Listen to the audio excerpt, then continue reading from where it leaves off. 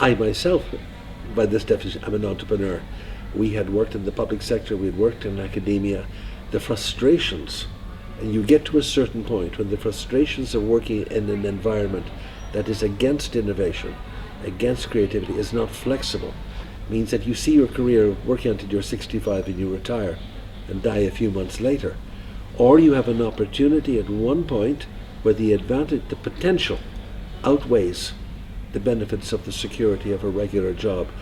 It doesn't happen to everybody, but we've done that. I mean, ULS now, we've been 25 years and we've expanded and we've grown. But the conceptual issue that's interesting for me in your question, entrepreneurship is not linear. And very often our training programs for other forms of skill acquisition are linear. I want you to become an engineer or a carpenter. I know the skills needed. I know how to assess that. I give you the course, you go through it, and at the end I can say you have reached a standard where you are a carpenter or an engineer, whatever. I can't really do that with entrepreneurial skills because it's variable. It's about your personality, your background, your family, your likes, your desires, your dreams. Much more intangible. So entrepreneurship is cyclical and it comes in waves, both in terms of the success or failure of the company, but in terms of the personal growth. I know people who've established companies, they didn't work and they went back into employment. I don't see that as failure. I see that as a chapter where somebody learned. The key word here is learning. And the learning and the adaptability and the flexibility, which is important. So I think on the conceptual side, it is not holding out entrepreneurial skills or expertise as a final point, but as a starting point in a journey which can go many, many different directions. It's high risk.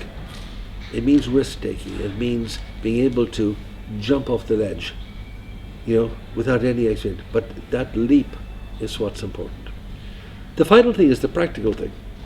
And we are looking at entrepreneurial approaches and skills in sometimes very, very difficult circumstances. Immigrants don't arrive in a place just by a simple decision to move. It's push and pull. And in countries like Ireland or like Italy, which have had huge external outward migration, it's the people who left are a problem in one sense because they indicate the failure of the home society.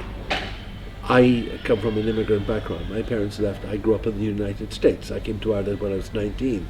And what's really interesting, my father used to say, why do they keep seeing us, the immigrants, as the problem?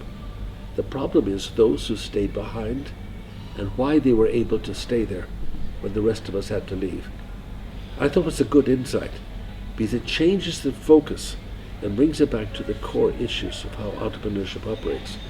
So the practical thing for me is looking at people whose stability has been affected, refugees whose lives have been turned upside down, and the trauma, the people who make it from the Middle East or North Africa to our shores are people who've seen death on the way, loss, tragedy, and they still fight back, and they still come to our shores, and they still succeed. And I think we need to tap into that. There's a lesson for us. So there's no coincidence that immigrants succeed so well when they set up their own business. And after a while become part of the fabric of the, we can't do without them. There's no coincidence that for women it's more than just, I can set my own business, but I can now have autonomy in my family. And my children can see that I am more than just the maid in the house. And for any group, my particular interest remains, I work in conflict resolution areas. And I have a particular interest. Over the years we've developed many particular strands in human rights training. And the big thing for me is in post-war environments. And in areas like the Euskadi, the Basque Country, in Bosnia, in Palestine, in Cyprus, in Northern Ireland where I've worked, with communities who hate each other. This is a visceral, deep hatred.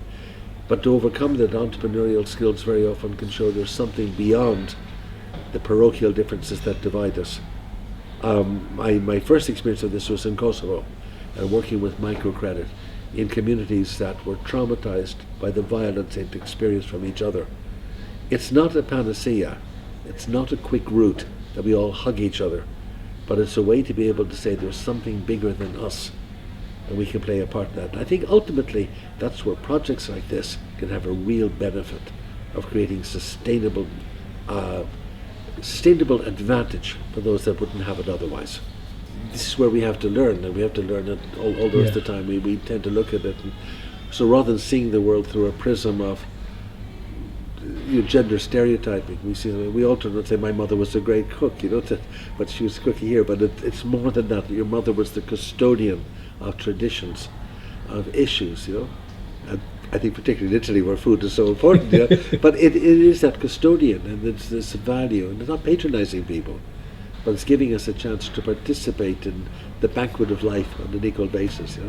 So I think it's good, but I think the idea is to get away from, we were saying earlier, there is this image of the Richard Bransons and the Michael O'Learys and the solitary hero Elon Musk, and in fact the reality why they're successful is not entrepreneurial skills. It's sometimes very, very different. But the real entrepreneurs are those people working in difficult circumstances, that make it. The person who makes it to Lampedusa alive is an entrepreneur.